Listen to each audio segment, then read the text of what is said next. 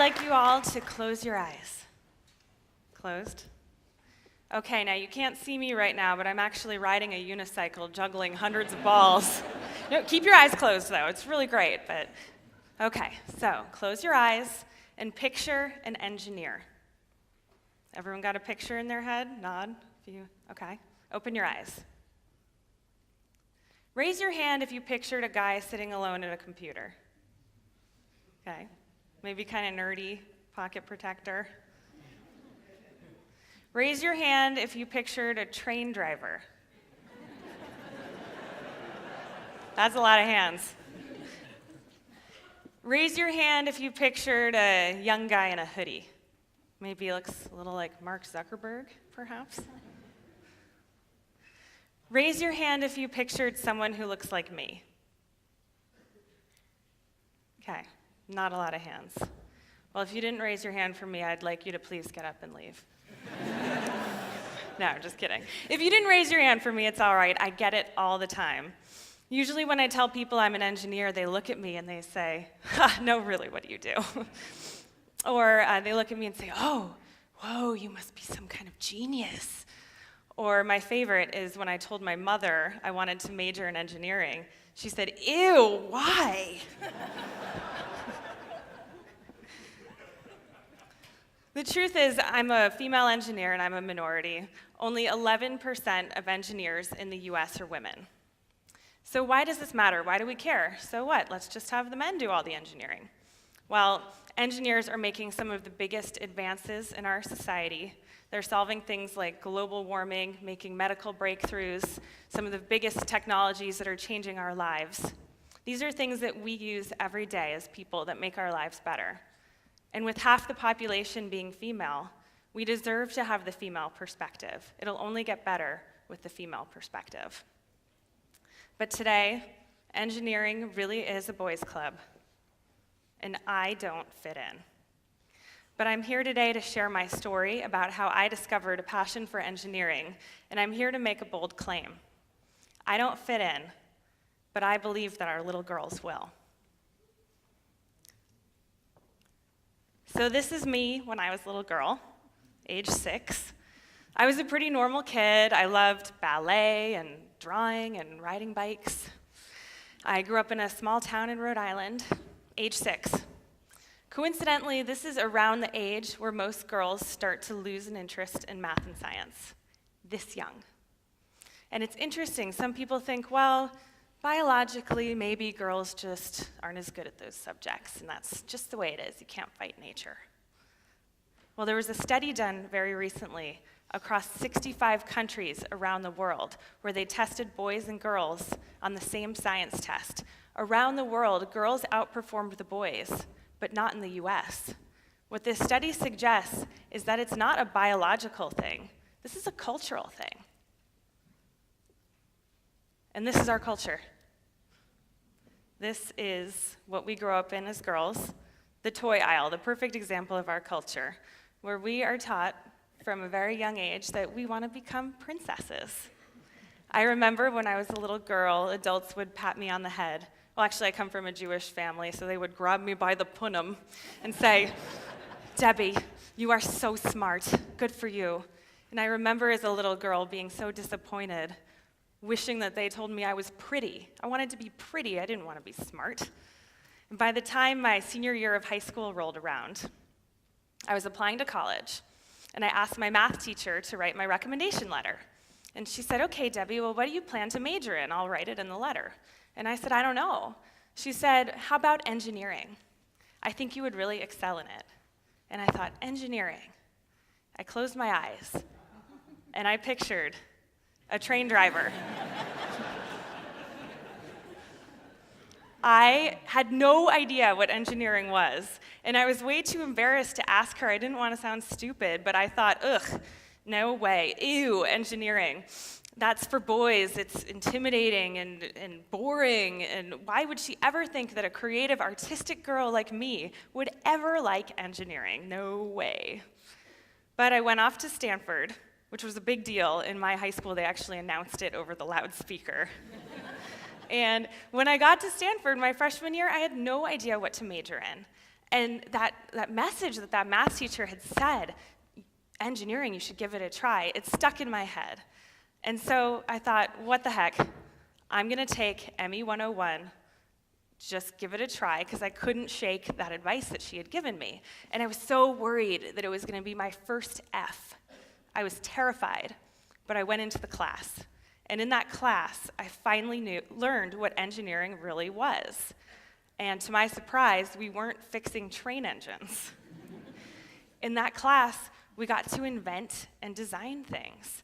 We had assignments like make a catapult out of a soda bottle and a piece of string and 5 paper clips and a piece of foam core.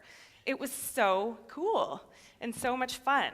And in that class, I learned that engineering is really the skill set to build anything you dream up in your head, whether it's a website or a mobile app to a bridge to a highway, anything. That's what engineers build. And what an amazing skill set, how empowering to be able to build whatever you want. But the problem was, I felt kind of alone. I was always one of a handful of girls in my classes, and I did not fit in. In fact, only 20% of undergraduate degrees in engineering and tech and science are awarded to women. So it's a real problem. But I stuck with it. I loved the major, and I wanted to do it. That is until I took an engineering drawing class. This was about halfway through my major, and I thought, engineering drawing, this is gonna be great. I love art, finally, I'm gonna get to draw. The problem was in this class, you had to draw in perspective, draw in 3D. And for some reason, I had this total mental block. I was really struggling with the material. And our final assignment, we had to put our drawings up on the wall for critique. And you could tell, all the guys in the class, there were about 80 of them and 5 of us girls. The guys had scribbled their drawing 10 minutes before and slapped it up on the wall. Meanwhile, I had spent hours, the entire weekend, I didn't even go to any parties, working on my drawing. And when the professors went around the room and they got to my drawing, they took a look at it and they looked out into the room and they said, raise your hand if you think Debbie should pass this class. And I just stood there, beet red, humiliated, looking around. Some people are kind of half raising their hands. I was horrified. And they're like, come on, raise your hand if you think Debbie should pass the class. The room was silent. Finally, my good friend piped up and said, how dare you? How dare you humiliate her in front of this room? She obviously has put a lot of effort in, and it's your responsibility to teach her, not to make fun of her. Well, I'm glad he said that, but even still, the tears were streaming down my face, and I ran out of the classroom, and I thought, this isn't for me. I'm not naturally good at this stuff. Maybe I should just give up engineering. A lot of girls around this time in their college career think the same thing. But my friend came out, and he said, Debbie, don't give up. You can do it, and I'll help you. We just have to work hard together. You'll pick up this stuff. I know you will. So him and I used to go from that moment on to the library, and sometimes we'd be there till 3, 4 in the morning studying. And in that library, I saw all of those guys from my classes, the guys who I thought just knew it and it was so easy for them. They were there at the library at 3 in the morning. I caught them. And I realized that it's not about being a born genius. It's about how hard you work. This stuff takes a lot of work, but I worked really hard, and I redid that drawing, and I earned my degree. Years later, I did some research into this stuff, and I actually learned that I was at a disadvantage. Like a lot of other girls, I had underdeveloped spatial skills. The other interesting thing that I learned is that kids who score better on spatial skills tests grew up playing with construction toys. Well, I thought, isn't this a shame? Me and my little sister growing up, our parents never bought us Legos or Rector sets or Lincoln Logs. We all thought that those were boys' toys. I thought, those toys have been marketed to boys for over 100 years, and they get them interested in math and science. Meanwhile, all we get are the dolls and makeup kits, and it's not fair. So I thought, well, I'm an engineer now. I have a degree. I can make anything I want now. I'm going to make an engineering toy for girls. And I'm going to give them the opportunity that I didn't have so that they can discover a passion for engineering much earlier than I did. So I got to work. I quit my job, and I worked out of my apartment for months, making a prototype out of thread spools and wooden dowels, pieces I could find from the hardware store. I wanted to find a way to help girls develop their spatial skills. I did all of this research. I met with little girls, and I found something really interesting. I'd buy construction toys and watch them play with them to see how they could be improved. And time again, the girls would get bored with the toys. And so I'd say, well, then what is your favorite toy? And they'd run upstairs and they'd bring back down a book. And they'd say, I love reading, let's read together.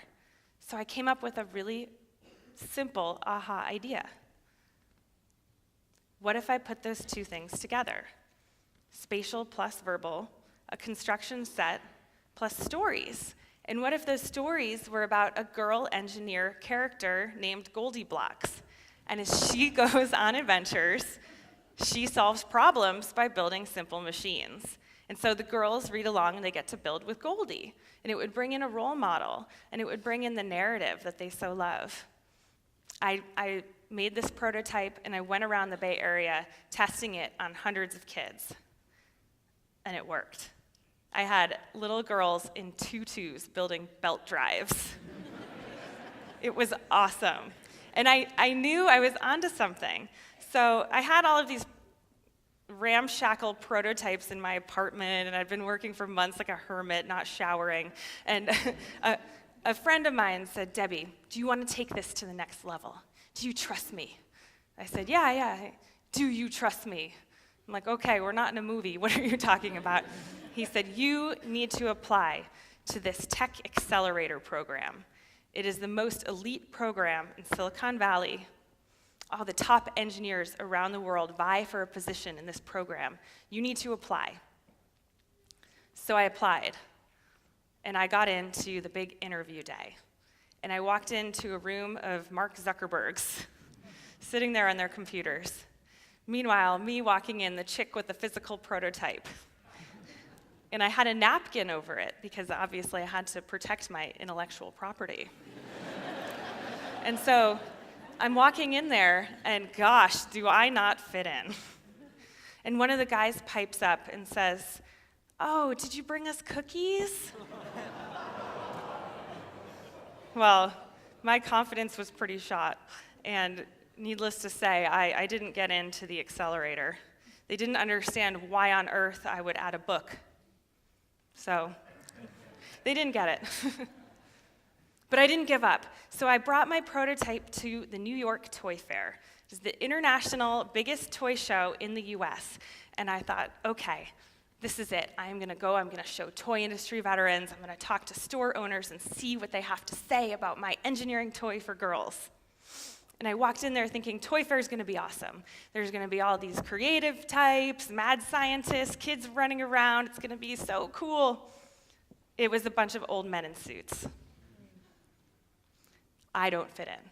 Like, come on, I got through engineering, and now this? So I showed people my prototype, and they all kind of looked at me with pity. And they whispered me a well-known industry secret. Construction toys for girls don't sell. And they took me by the arm, and they showed me what does sell. The pink aisle. And they said, this is the way it is. And so we've come full circle. And I felt pretty dejected after that toy fair, but I wasn't willing to give up. Just because this is the way things are doesn't mean it's how they have to be. And so I took my prototype, I partnered with a factory, and I turned it into a real toy. The thing was, the factory minimum order was 5,000 toys. And with all of this rejection, I didn't know if people were going to want it. So I put it up on Kickstarter. I had a goal of raising $150,000 in 30 days to make this toy a reality. I hit go, I crossed my fingers, and I hit my goal in 4 days.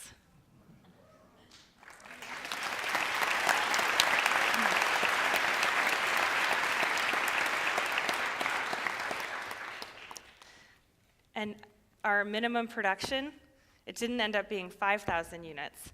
It ended up being over 20,000. I had stores calling from all over the world saying, my customers are coming in, they want Goldie Blocks. What is this Goldie Blocks? I had parents calling in saying, yes, my daughter is more than just a princess. I had press writing articles all about it. The world was waiting for this. They wanted this. The toy industry had it wrong. Yeah, sure, some girls like princesses and tiaras, and I like that stuff too. But there's so much more to us than that.